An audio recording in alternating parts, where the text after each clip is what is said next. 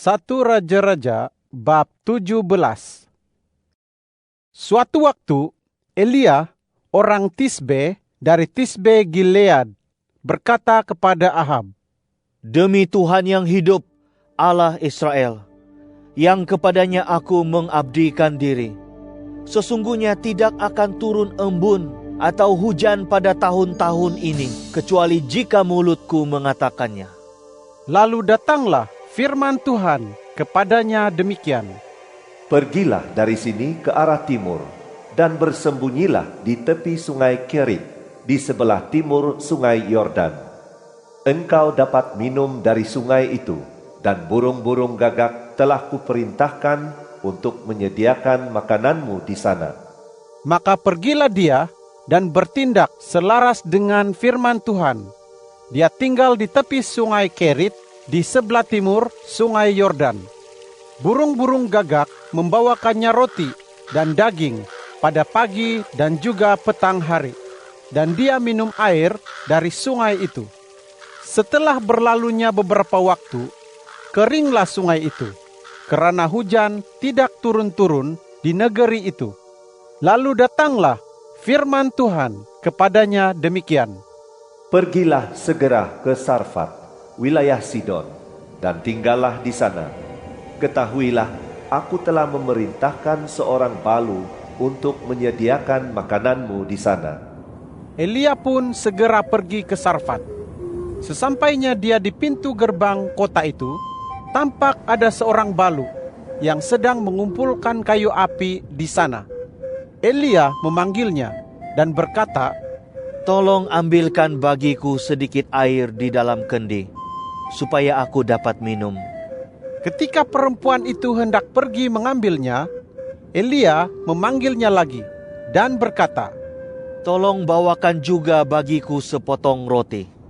Maka kata perempuan itu, "Demi Tuhan Allahmu yang hidup, tidak ada padaku sepotong roti pun, kecuali segenggam penuh tepung di dalam tempayan dan sedikit minyak dalam buyung.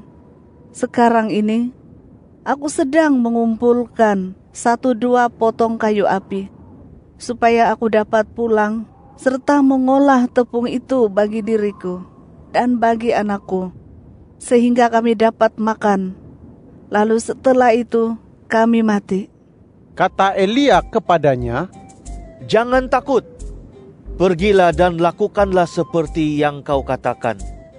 Tetapi buatlah dahulu bagiku sepotong roti bundar kecil daripada tepung itu, dan bawalah kepadaku. Setelah itu, barulah buat bagi dirimu dan bagi anakmu. Beginilah firman Tuhan, Allah Israel. Tepung dalam tempayan itu tidak akan habis, dan minyak di dalam buyung itu tidak akan berkurang, sampai saat Tuhan menurunkan hujan ke atas muka bumi." Perempuan itu pun pergi dan bertindak selaras dengan perkataan Elia. Maka perempuan itu beserta dengan keluarganya dan juga Elia dapat makan selama beberapa waktu. Tepung dalam tempayan itu tidak pernah habis, dan minyak dalam buyung itu tidak juga berkurang, selaras dengan firman yang disampaikan Tuhan dengan perantaraan Elia. Tidak berapa lama sesudah peristiwa itu, anak lelaki perempuan pemilik rumah itu jatuh sakit. Sakitnya amat parah, sehingga anak itu berhenti bernafas. Kata perempuan itu kepada Elia, "Apa masalahku dengan engkau, ya hamba Allah? Engkau telah singgah di tempatku untuk mengingatkan kesalahanku dan untuk membunuh anakku." Kata Elia, "Bawalah anakmu itu kepadaku." Lalu diambilnya anak itu daripada pangkuan ibunya, dibawanya naik ke bilik atas tempat dia tinggal, dan dibaringkannya di tempat tidurnya. Kemudian berserulah dia kepada Tuhan. Katanya, "Ya Tuhan Allahku, adakah engkau mendatangkan malapetaka ke atas balu yang menerima aku sebagai pendatang ini dengan membunuh anaknya?" Lalu dia mengunjurkan tubuhnya ke atas anak itu 3 kali dan berseru kepada Tuhan. Katanya, "Ya Tuhan Allahku, kembalikanlah kiranya nyawa anak ini ke dalam tubuhnya." Tuhan mendengar seruan Elia. Nyawa anak itu pun kembali ke dalam tubuhnya, sehingga dia hidup lagi. Elia mengambil anak itu, membawanya turun dari bilik atas ke dalam rumah, dan menyerahkannya kepada ibunya. Kata Elia, "Lihatlah, anakmu hidup." Kata perempuan itu kepada Elia, Sekarang aku tahu bahwa engkau ini hamba Allah, dan firman Tuhan yang kau katakan itu benar. 1 Raja-Raja bab 18. Sesudah beberapa lama, pada tahun ketiga datanglah firman Tuhan kepada Elia demikian, Pergilah, tunjukkanlah dirimu kepada Ahab, kerana aku akan menurunkan hujan ke atas muka bumi. Maka Elia pun pergi untuk menunjukkan diri kepada Ahab. Ketika itu, bencana kebuluran sedang menyerang dengan hebatnya di Samaria. Maka Ahab memanggil Obadya, kepala istananya, dan seorang yang sangat takut kepada Tuhan. Pada waktu Izebel melenyapkan nabi-nabi Tuhan, Obadya membawa 100 orang nabi, lalu menyembunyikan mereka dalam 2 kelompok di dalam gua, 50 orang sekelompok, dan menyediakan roti serta air untuk mereka. Kata Ahab kepada Obadya, "Jelajahilah negeri ini, datangi semua mata air dan sungai. Barangkali kita dapat menemukan rumput sehingga kita dapat menyelamatkan kuda dan bagal, agar kita tidak kehilangan kesemua binatang itu." Maka mereka membahagikan negeri itu untuk dijelajahi. Ahab pergi seorang diri ke arah yang satu, dan Obadya pergi seorang diri ke arah yang satu lagi. Sewaktu Obadya dalam perjalanan, tiba-tiba dia bertemu dengan Elia. Obadya mengenalinya, lalu sujud dan berkata, "Benarkah ini, tuanku Elia?" Jawabnya, "Benar. Pergilah, katakan kepada tuanmu, Elia ada di sini." Kata Obadya, "Apakah dosa hamba sehingga Tuhan menyerahkan hambamu ini ke dalam tangan Ahab untuk dibunuh olehnya? Demi Tuhan Allahmu yang hidup, tidak ada bangsa atau kerajaan yang tidak didatangi oleh suruhan tuanku Ahab untuk mencari Tuhan. Apabila orang berkata dia tidak ada, maka dia menyuruh kerajaan atau bangsa itu bersumpah bahwa mereka memang tidak menemukan Tuhan. Tetapi sekarang Tuhan berkata, pergilah, katakanlah kepada tuanmu, Elia ada di sini. Nanti, setelah hamba pergi meninggalkan Tuhan, roh Tuhan mengangkat Tuhan ke tempat yang tidak hamba ketahui. Lalu, apabila hamba datang memberitahu Ahab dan dia tidak mendapati Tuhan, maka dia akan membunuh hamba. Padahal hambamu ini takut kepada Tuhan sejak kecil. Tidakkah diberitahukan kepada tuanku apa yang hamba lakukan ketika Izebel membunuh nabi-nabi Tuhan? Hamba menyembunyikan 100 orang daripada kalangan nabi Tuhan di dalam gua, 50 orang sekelompok, dan menyediakan bagi mereka roti serta air. Tetapi sekarang Tuhan berkata, pergilah, katakanlah kepada tuanmu, Elia ada di sini. Pasti dia akan membunuh hamba." Kata Elia, "Demi Tuhan alam semesta, yang hidup dan yang kepadanya aku mengabdikan diri. Sesungguhnya hari ini juga aku akan memperlihatkan diri kepadanya." Maka pergilah Obadya menemui Ahab dan memberitahukan hal itu kepadanya.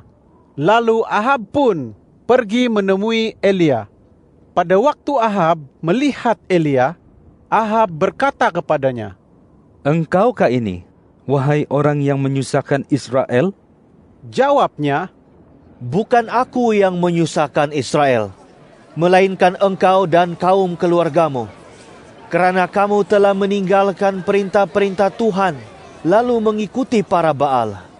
Sekarang, kumpulkanlah semua orang Israel, lalu temui aku di Gunung Karmel.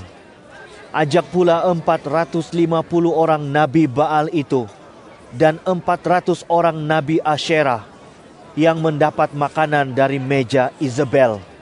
Ahab mengirim utusan ke seluruh orang Israel dan mengumpulkan nabi-nabi di Gunung Karmel. Kemudian Elia mendekati seluruh rakyat itu dan berkata, "Berapa lama lagi kamu akan berjalan tempang dengan hati yang bercabang? Jika Tuhan itu Allah, ikutilah Dia. Tetapi jika Baal itu Allah, ikutilah dia." Rakyat tidak menjawab dia sepatah kata pun. Kemudian Elia berkata kepada rakyat, "Hanya aku sendiri inilah yang masih tinggal sebagai nabi Tuhan. Manakala nabi-nabi Baal itu ada 450 orang jumlahnya. Berilah kami 2 ekor lembu jantan.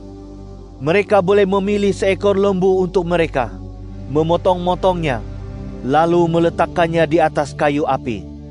Tetapi jangan letakkan api pada kayu api itu.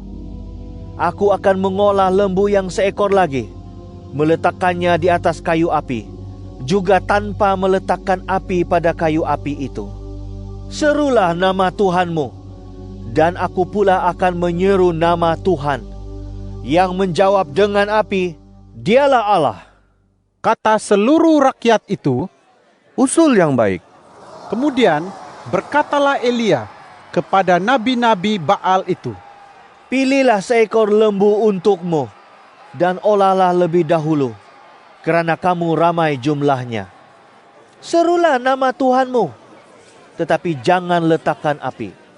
Maka mereka mengambil lembu yang diberikan kepada mereka, mengolahnya, lalu memanggil nama Baal. Dari pagi sampai tengah hari, mereka berseru-seru, "Ya Baal, jawablah kami." Tetapi tidak ada suara dan tidak ada yang menjawab. Sementara itu mereka berkinja-kinja di sekeliling mazbah yang dibuat mereka. Pada tengah hari Elia mengolok-olok mereka. Katanya, "Panggillah dengan suara nyaring. Bukankah dia itu Tuhan? Mungkin dia sedang berfikir. Mungkin dia sedang melegakan diri di bilik air.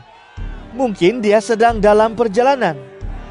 Jangan-jangan dia tertidur dan harus dibangunkan." Maka mereka memanggil dengan suara nyaring dan menoreh-noreh diri dengan pedang dan tombak, seperti yang biasa dilakukan mereka, sehingga darah bercucuran daripada tubuh mereka. Setelah berlalunya tengah hari, mereka terus meramal sampai waktu mempersembahkan persembahan petang. Namun demikian, tidak ada suara, tidak ada yang menjawab, dan tidak ada yang memberi perhatian. Lalu kata Elia kepada seluruh rakyat, "Datanglah dekat kepadaku." Maka seluruh rakyat pun mendekatinya. Kemudian Elia memperbaik mazbah Tuhan yang telah diruntuhkan itu. Seterusnya Elia mengambil 12 buah batu, selaras dengan jumlah suku Bani Yakub. Kepada Yakub ini pernah datang firman Tuhan demikian, "Namamu akan menjadi Israel." Dengan batu-batu itu dibinanya suatu mazbah demi nama Tuhan, dan dibuatnya parit di sekeliling mazbah itu yang dapat memuat benih sebanyak 2 sukatan. Diaturnya kayu api, lalu dipotong-potongnya lembu itu, dan diletakkannya di atas kayu api.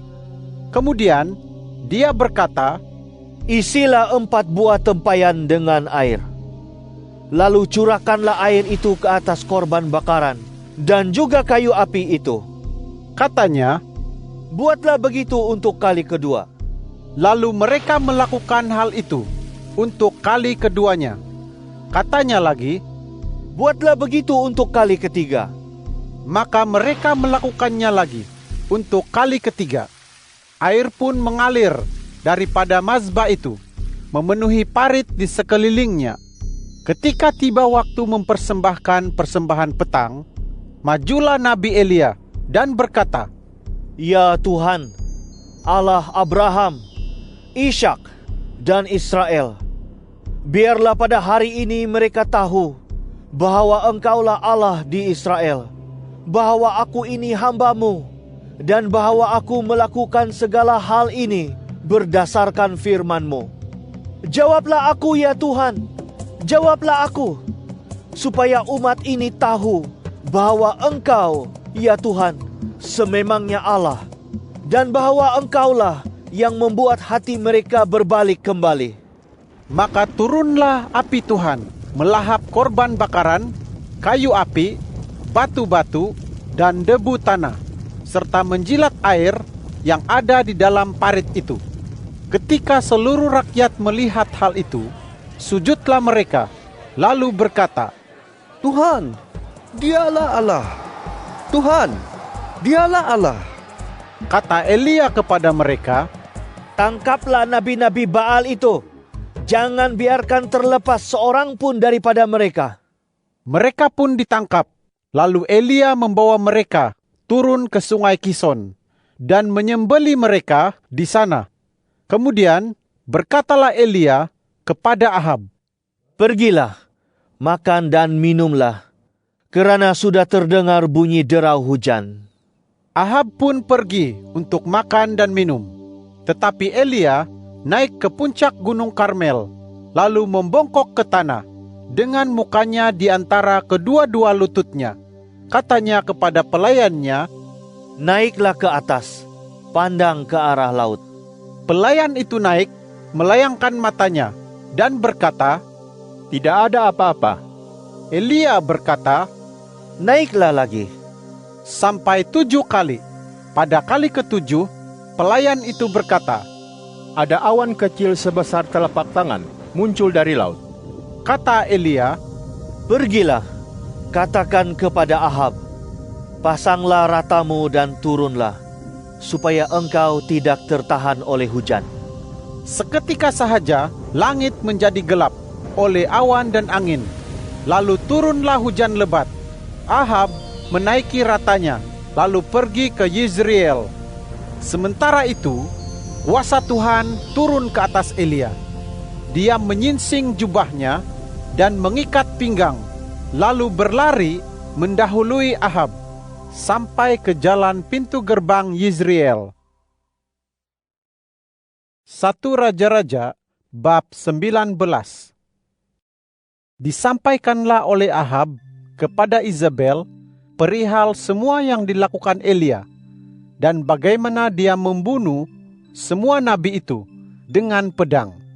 Lalu Izabel mengutus seorang pesuruh kepada Elia dengan pesan, Biarlah Tuhan mengazabkan aku bahkan lebih lagi, jika esok pada waktu seperti ini aku tidak membuat nyawamu sama dengan nyawa seorang daripada kalangan mereka. Apabila diketahuinya hal itu, Elia bergegas pergi menyelamatkan diri. Sesampainya di Beersheba, wilayah Yehuda, ditinggalkannya pelayannya di sana. Sementara dia pergi seorang diri, kira-kira sejauh sehari perjalanan ke gurun. Di sana duduklah dia di bawah sebuah pokok arar dan memohon supaya dia mati sahaja. Katanya, "Cukuplah, sekarang ya Tuhan, cabutlah nyawaku, kerana aku ini tidak lebih baik daripada nenek moyangku." Kemudian dia berbaring dan tidur di bawah pokok arar itu. Tiba-tiba seorang malaikat menjamahnya dan bersabda kepadanya, "Bangunlah, makanlah." Ketika dia memandang sekelilingnya, tampaklah yang berdekatan dengan kepalanya ada sepotong roti bundar terpanggang di atas bara api dan sebuah buyung berisi air. Dia pun makan dan minum, lalu berbaring lagi. Lalu untuk kali keduanya, malaikat Tuhan datang lagi dan menjamah dia serta bersabda, "Bangunlah, makanlah, kerana perjalanan kelak terlalu jauh bagimu." Maka Elia bangun, lalu makan dan minum. Kemudian, dengan kekuatan daripada makanan itu, dia berjalan selama 40 hari 40 malam sampai ke gunung Allah, yaitu Gunung Horeb. Di sana dia masuk ke dalam sebuah gua, lalu bermalam di situ. Tiba-tiba datanglah firman Tuhan kepadanya demikian, "Apakah yang kau kerjakan di sini, wahai Elia?" Jawabnya, Aku telah berjuang penuh semangat bagi Tuhan, Allah alam semesta. Kerana orang Israel telah mengabaikan perjanjian-Mu, meruntuhkan mazbah-mazbah-Mu, dan membunuh nabi-nabi-Mu dengan pedang. Hanya aku yang masih tinggal, dan mereka sedang berusaha untuk membunuhku. Firman-Nya, "Keluarlah dan berdirilah di atas gunung itu di hadapan Tuhan." Kemudian Tuhan berlalu. Mendahului Tuhan, ada angin yang besar dan kuat, membelah gunung itu, serta memecahkan bukit-bukit batu. Tetapi Tuhan tidak ada di dalam angin itu. Sesudah angin itu, ada gempa, tetapi Tuhan tidak ada di dalam gempa itu. Sesudah gempa itu, ada api, tetapi Tuhan tidak juga ada di dalam api itu. Sesudah api itu, ada suara yang lembut. Apabila Elia mendengar suara itu, diselubunginya mukanya dengan jubahnya, lalu keluar dan berdiri di pintu gua itu. Tiba-tiba terdengarlah suara menyapanya demikian, "Apa yang kau kerjakan di sini, wahai Elia?" Jawabnya, Aku telah berjuang penuh semangat bagi Tuhan, Allah alam semesta. Kerana orang Israel telah mengabaikan perjanjian-Mu, meruntuhkan mazbah-mazbah-Mu, dan membunuh nabi-nabi-Mu dengan pedang. Hanya aku yang masih tinggal, dan mereka sedang berusaha untuk membunuhku. Firman Tuhan kepadanya, "Pergilah, kembalilah ke jalanmu menuju gurun Damsyik. Sesampainya di sana, lantiklah Hazael untuk menjadi raja atas Aram. Lantiklah juga Yehu, cucu Nimsi, menjadi raja atas Israel. Dan Elisa, anak Safat dari Abel Mehola, menjadi nabi untuk menggantikan engkau. Nanti sesiapa yang terselamat daripada pedang Hazael akan dibunuh oleh Yehu, dan sesiapa yang terselamat daripada pedang Yehu akan dibunuh oleh Elisa.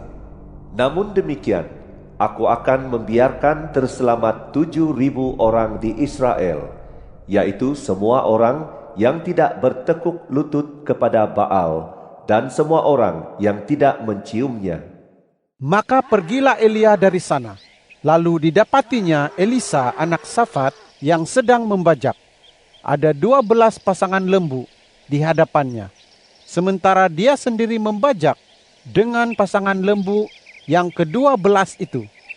Elia berjalan melalui dia, seraya melemparkan jubahnya kepadanya. Lalu Elisa meninggalkan lembu-lembu itu dan berlari menyusul Elia. Katanya, "Izinkanlah hamba mencium ayah dan ibu hamba dahulu, barulah hamba akan mengikuti Tuan." Kata Elia kepadanya, Pulanglah, adakah aku menghalang kamu? Lalu dia berhenti mengikuti Elia. Kemudian diambilnya 2 ekor lembu dan disembelihnya. Dimasaknya daging itu dengan kayu api daripada kuk lembu itu. Diberikannya kepada orang ramai. Lalu makanlah mereka. Setelah itu dia segera mengikuti Elia dan menjadi pelayannya.